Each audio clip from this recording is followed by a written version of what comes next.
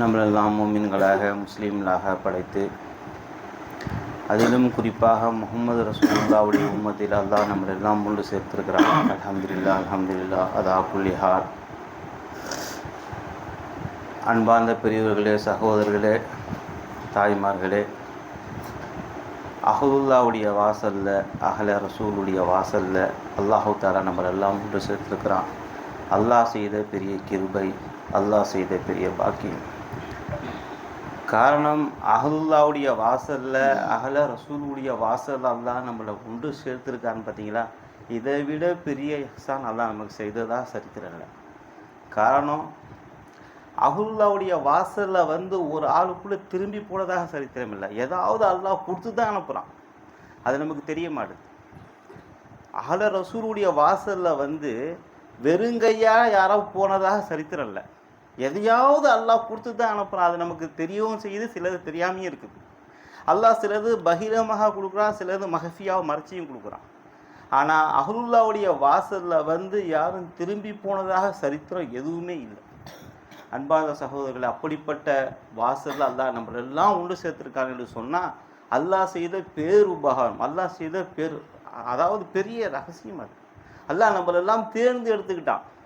அவர் ரஹமத் என்ற போர்வையில் அல்லாஹ் நம்மளெல்லாம் தேர்ந்தெடுத்துக்கிட்டான். இதுக்கு நன்றி கடனாக நம்ம என்ன செய்ய போகிறோம் என்பதாக நமக்கு தெரியும். ஏன் அஹ்லுல்லாவை மதிப்பது, அஹ்ல ரசூலை மதிப்பது எந்த அளவுக்கு உயர்ந்தது தெரியுமா? அன்பார்ந்த சகோதரர்களே, அவர்களை கொண்டு தான் நமக்கு வாழ்வே இருக்குது. அவர்களை கொண்டு தான் நமக்கு நம்முடைய மூச்சு பேச்சு எல்லாம் அஹ்லுல்லாவுடைய வாசலில். அஹ்லுல்லாவுடைய வாசலில் திரும்பி நம்ம எதுவும் வாங்காமல் நம்ம நசீப் கட்டவாக போகணும்னு சொன்னாக்கா அது நம்முடைய நசீப் தான். கண்டிப்பாக அல்லாஹ் நமக்கு கொடுத்து தான் அனுப்புவான், கொடுக்காத அனுப்பவே மாட்டான். அன்பார்ந்த சகோதரர்களே, அதே போல தான் கௌசை பாக் ரலியல்லாஹு தஆலா அன்ஹு அவருடைய வீட்டுக்கு ஒரு திருடன் வரான். தெரிஞ்ச சம்பவம் தான் உங்களுக்கு. திருடராக அப்போ அல்லாஹ் அவர்களை வழியாக ஆக்கிட்டான்.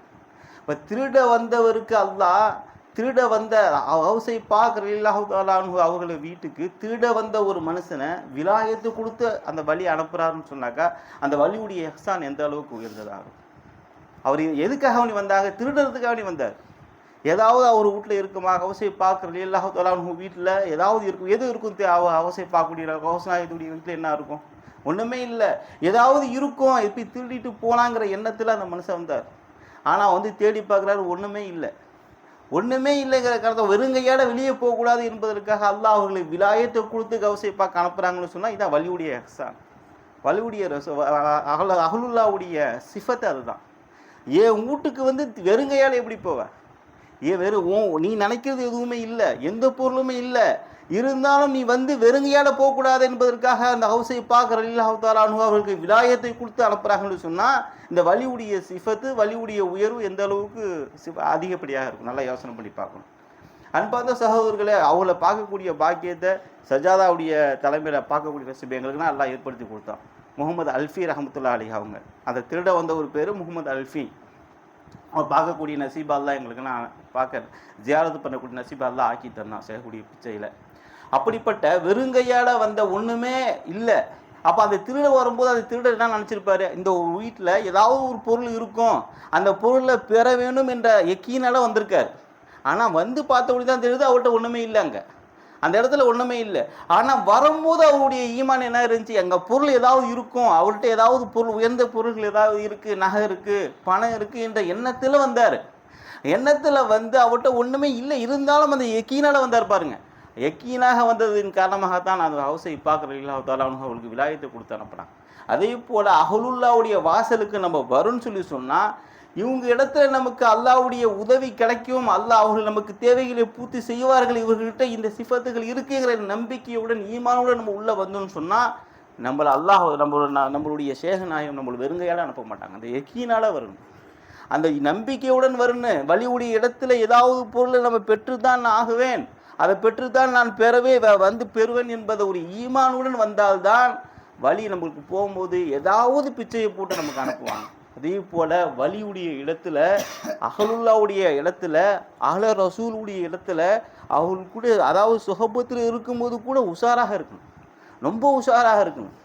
அன்பார்ந்த சகோதரர்களே, நம்ம வழிகிட்ட அலுவலாட்ட நம்ம ஷேகிட்ட நம்ம எப்படி மதிக்கணும், எப்படி அவர்கள்ட்ட உறவு இருக்கணும், எப்படி அவர்களுடைய தொடர்பு இருக்குதுங்கிறத உஷாராக ஒவ்வொரு நிமிஷமும் அவர்கள் கூட இருக்கும்போது உஷாராக பழகணும், பயந்து பயந்து பழகணும். அதுக்கு தான் என் ஷேகனாக என்கிட்ட ஒரு தடவை சொன்னாங்க, பார்வா, அதாவது ஆரம்பத்தில் சொன்னால் நான் புரோஜில் ஓதிட்டு இருக்கும்போது சர்க்கார் அவங்க வந்து சர்க்காருடைய ஹிதுமத்துக்கு நான் போவேன், காலை அமுத்தி விடுறதுக்காக நான் போவேன்.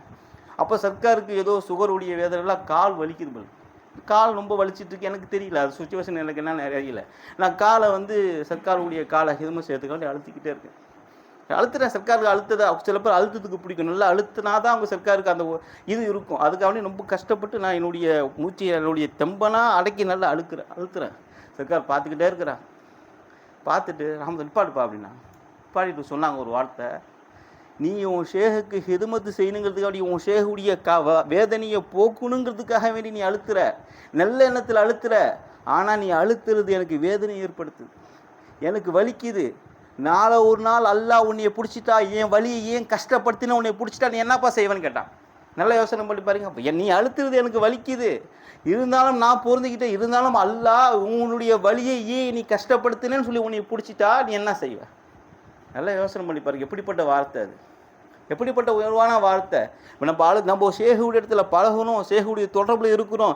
நம்ம இருக்கும்போது நம்ம இருக்கிறது நமக்கு தகுந்த மாதிரி நம்மளை ஆக்கிக்கிறோம். ஷேகுடைய தொடர்பில் இருக்கும்போது கூட ஒவ்வொரு நிமிஷமும் எப்படி ஷேகு இடத்துல பழகணும், ஷேகு இடத்துல எப்படி இருக்குன்னு, எதை கொடுத்தால் அவமரியாதையாக இருக்கும் என்று உஷாராக பழகும். அதுக்கு தான் சர்க்கார் சொல்லுவாங்க, என்கிட்ட சொல்லிட்டு சொன்னாங்க, அல்லாவை கூட அறிஞ்சிடலாம். எதை வச்சு சொன்னாங்கன்னு தெரியல, நல்லா எனக்கு ஞாபகத்தில் இருக்கு. அல்லாவை கூட நீ அறிஞ்சிருவப்பா, அல்லா ரசூல்லா ரசூல்லாவை கூட நான் அறிஞ்சிருவேன், ஷேகை நீ அவ்வளோ சீக்கிரம் அறிய முடியாது சொன்னாங்க. எதை வச்சு சொன்னாங்கிறது எனக்கு தெரியல, ஆனால் என்கிட்ட அதை சொன்னாங்க. அல்லாஹ்வே நீ அறிஞ்சிருவ, ரசூலுல்லாவே அறிஞ்சிருவ, ஷேகை நீ அறிய முடியாது, ஷேகுடைய உயர்வு அறிய முடியாது, ஷேகுடைய சிஃபத்தை அறிய முடியாது. நீ அதில் தான் சைத்தான் இருப்பான். உஷாரா பழகணும் ஷேகிட்ட இருக்கும்போது. சுஹபத்தை ஷேக் என்பது சாதாரண விஷயம் இல்லை. அதே செய்யமத்தில் சுஹபத்து ஷேகை விட்டு நவுந்தும் போகக்கூடாது. சுஹபத்து ஷேகில் தான் இருக்குன்னு, ஷேகு கூட தான் இருக்குன்னு, ஷேகுடைய ஒவ்வொரு உணர்வையும் உணர்ந்து எப்படி எந்த விஷயத்தில் நம்ம ஷேகை நம்ம ராலி ஆகுவாங்க, எந்த விஷயத்தில் நம்ம ஷேகை நம்மளை புரிஞ்சிக்குவாங்கிற எண்ணத்தில் ஒவ்வொரு நிமிஷமும் நம்ம வாழ்க்கையை ஓடும். இப்படி இருந்தால் தான் சுஹபத்தை ஷேகை நமக்கு கிடைக்கும், வலியுடைய ஃபைசான் கிடைக்கும். ஷேகை நம்ம சாதாரண நம்ம அழிச்சிட்ருக்கோம், ஷேகுடைய உணர்வால் தான் நம்ம அனைவர்களும் இருக்கும். அவங்களுக்கு கொடுத்த பிச்சையில் தான் நம்ம வாழ்ந்துகிட்டு இருக்கோம். அப்படிப்பட்ட வாழ்க்கையை நம்ம அனைவருக்கும் கொடுத்தார்கள் புரிவானாக. வாஹிதவான அல்ஹம்துலில்லாஹி ரப்பில் ஆலமீன். அஸ்ஸலாமு அலைக்கும்.